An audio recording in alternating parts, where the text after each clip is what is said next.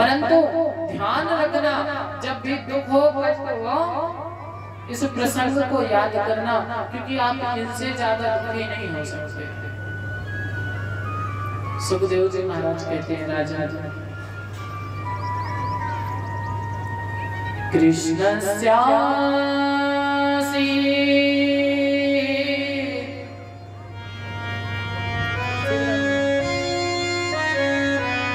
सखा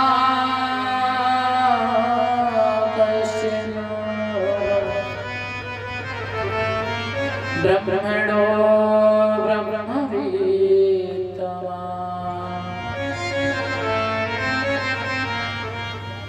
विरक्त इंद्रिया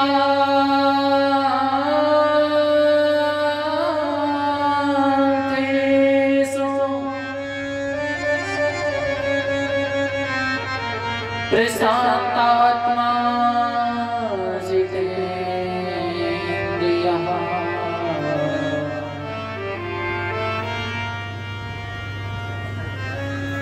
भगवान की एक सखा है, कृष्ण स्यात् सखा कश्चित्। इस श्लोक में ध्यान दीजिए। सुखदेव जी महाराज कहते हैं, राजा भगवान की कश्चित् माने कोई, सखा माने मित्र। भगवान श्री कृष्ण के बचपन के कोई एक मित्र है, एक सखा है। कश्चित् कृष्ण स्यात् सखा कश्चित्, कोई एक सखा है।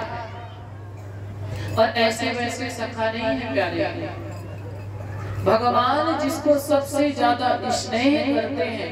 भगवान पूरी भागवत में, पूरी पृथ्वी में, पूरे ब्रह्मांड में जिसको हर क्षण याद करते हैं, वो सखा है। कौन? कोई, कश्चित्।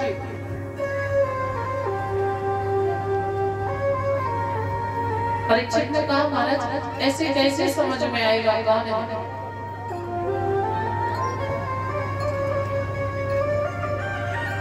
सुखदेव जी कहते हैं, राजा उनकी एक पत्नी है,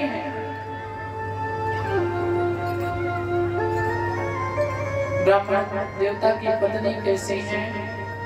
पतिव्रता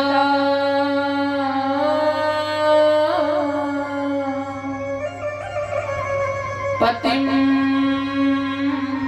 प्राह म्लेयता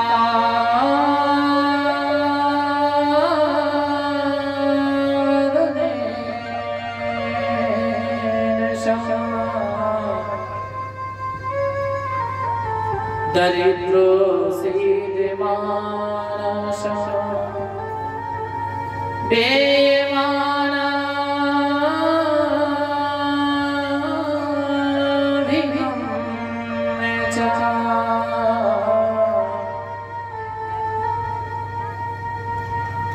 उनकी पत्नी दरिद्र होने के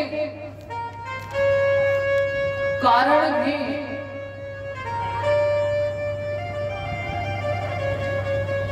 घर में एक भी धन का एक फूटी कौड़ी नहीं है, एक भी अन्न नहीं है। लेकिन ऐसे धर्मात्मा, ऐसे पतिव्रता पत्नी है, उनका नाम है सुशीला। ऐसे ही सुशील स्वभाव वाली ऐसी पतिव्रता, एक भी फूटी कौड़ी नहीं है, एक टाइम की भोजन की व्यवस्था नहीं है, परंतु कभी अपने पति से ये नहीं कहते, ये जी जाओ जाकर कहीं से कुछ काम करके ले आओ। और तो कौन, कभी कभी इनके घर में, सुदामा जी के घर में स्थिति होती, इनके बालक हैं, बालक भूख से तड़पने लगते, मैया कुछ भोजन देते। सुबह बालक कहते, मैया भोजन दे दो। मैया कहती, बेटा अभी सुबह का समय, दोपहर में भोजन दूंगी। दोपहर होती, बालक छोटे छोटे से रोते बिलखते चले आते हैं, मैया हमें भोजन नहीं मिलेगा। दूसरों के घरों में देखते हैं, दूसरों के बालक अच्छे वस्त्र पहनते हैं, अच्छा भोजन करते हैं। सुदामा के पुत्र मैया से कहते, मैया क्या हमें भोजन नहीं मिलेगा? कभी हम भी दूसरों की तरह अच्छे वस्त्र नहीं पहन पाएंगे? क्या हमसे हो जाते, रोने लग जाते, मैया औरों के घर में नित्य नवीन व्यंजन बनते हैं, क्या हमें भोजन नहीं मिलेगा? हमारे ऊपर परमात्मा क्या कितना रूठा है।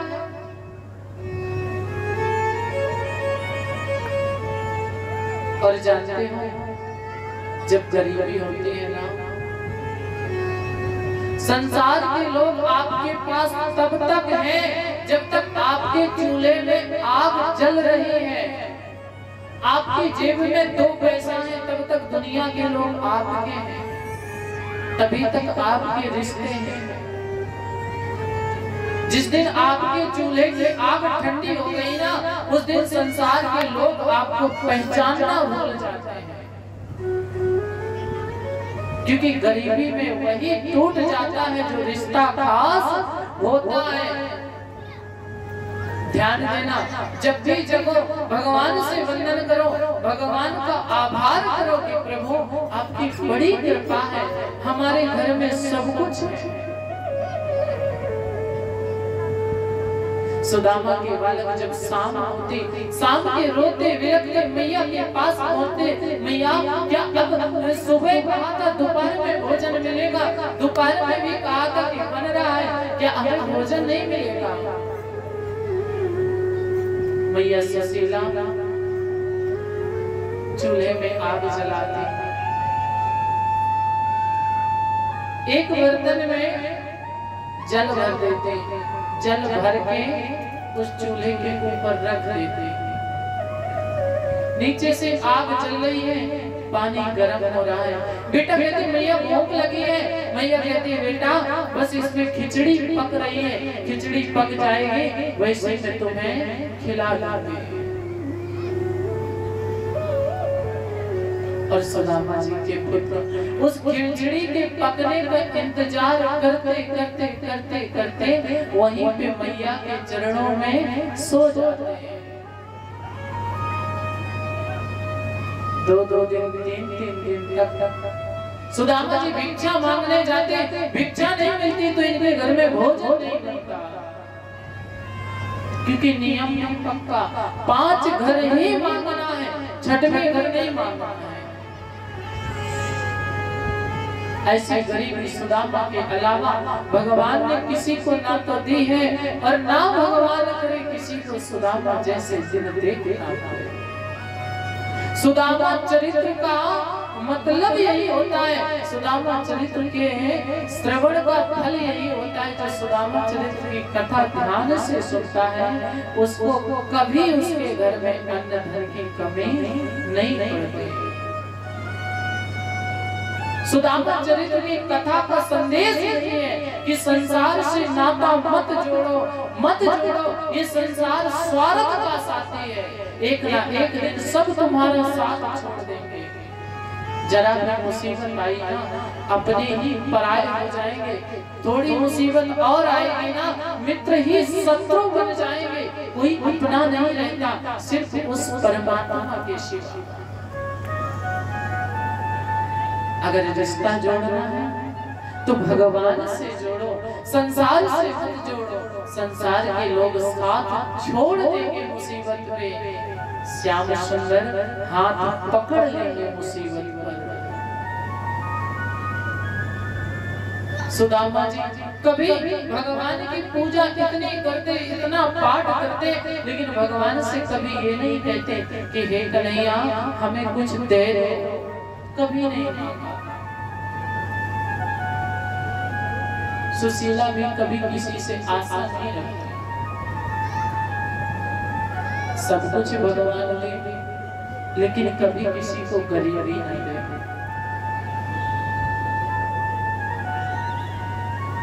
मैंने कई घरों में देखा है सुदामा जी कुछ कमाते नहीं लेकिन पत्नी भी कुछ नहीं कहती, और कई घरों में देखा है कि सब कुछ होता है, भोजन भी है, व्यवस्थाएं नहीं है, फिर भी लोग घर में नाराज रहते हैं, परेशान रहते हैं। हमारे घर में अगर एक दिन सब्जी में मिर्च तेज हो जाए या सब्जी कम पकी तो हम उस भोजन को छोड़ देते, उठ जाते हैं। ध्यान देना, अरे भोजन की कीमत उनसे पूछो जो सड़क के किनारे पड़े हैं, रोड में पड़े रहते हो भिखारी, उनसे पूछो कि भोजन की वैल्यू क्या है। उनको वही मिर्च वाली सब्जी भी मिल जाए तो प्रेम से खाया करते हैं। कुछ भी हो जाए लेकिन कभी भोजन का अपमान मत करना। बड़ी दीन दुखी दशा में है सुदामा जी, करें भी तो क्या, जाए भी तो कहां, कहे भी तो किससे।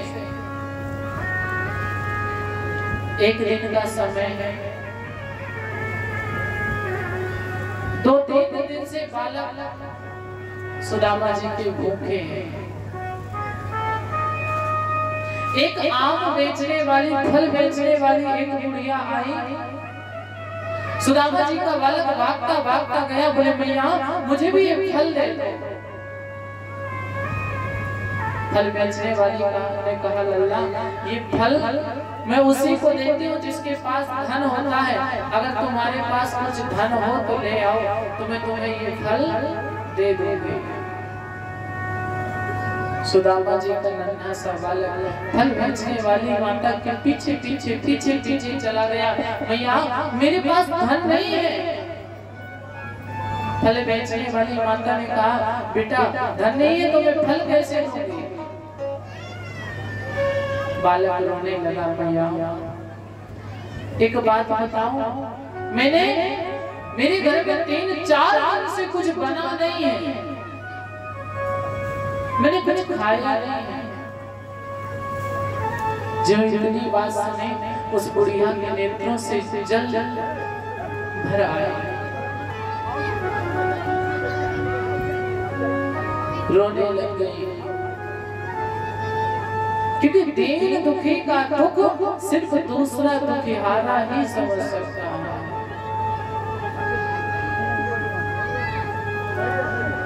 उसने एक फल दे दिया,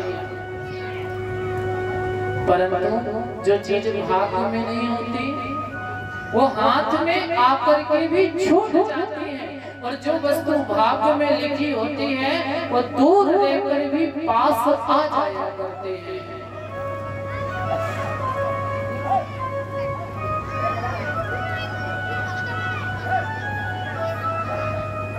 उस फल को लेकर के बालक घर में गया।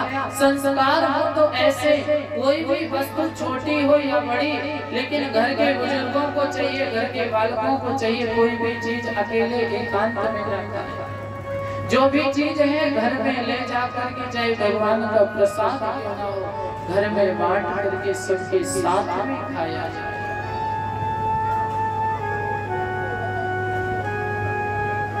फल लेकर के बालक गया, माने उस फल के 5-6 भाग किए, एक सुदामा जी का, एक अपना, 4 पुत्रों का।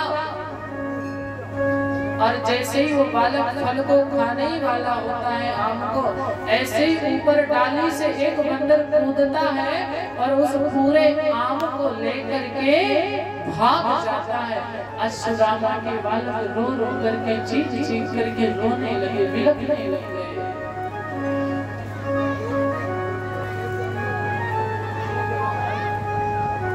देने वाला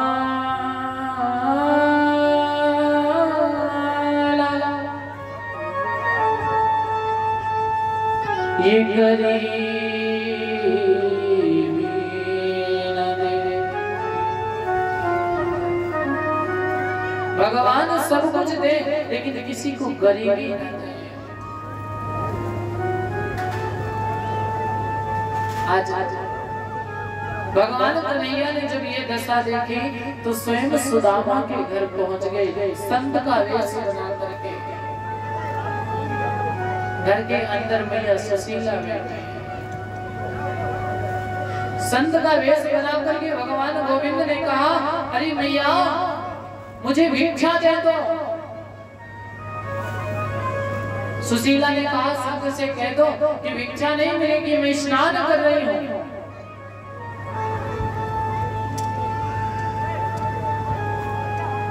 बालक आया, आपको भिक्षा नहीं मिलेगी, मैया स्नान कर रही है। पर वो तो साक्षात नारायण थे। नारायण बोले तो मैया आप स्नान कर रही हो, तब तक हम रुक जाएं, दरवाजे में बैठ जाएं। मैया सुशीला बोली महात्मा जी मैं स्नान कर लूंगी, फिर भी भिक्षा नहीं दे सकते। क्यों? क्योंकि मेरे घर में सोवर हो गई है। संत बोले अच्छा आपके घर में सोवर हो गई है तो 10 दिन बाद आ जाए, 15 दिन बाद आ जाए। मैया सुशीला बोली नहीं, तो मूल हुए हैं, क्या मूल की सोवर है? मूल की सोवर है तो 27 दिन बाद आ जाए। मैया बोले नहीं, किसने जन्म लिया?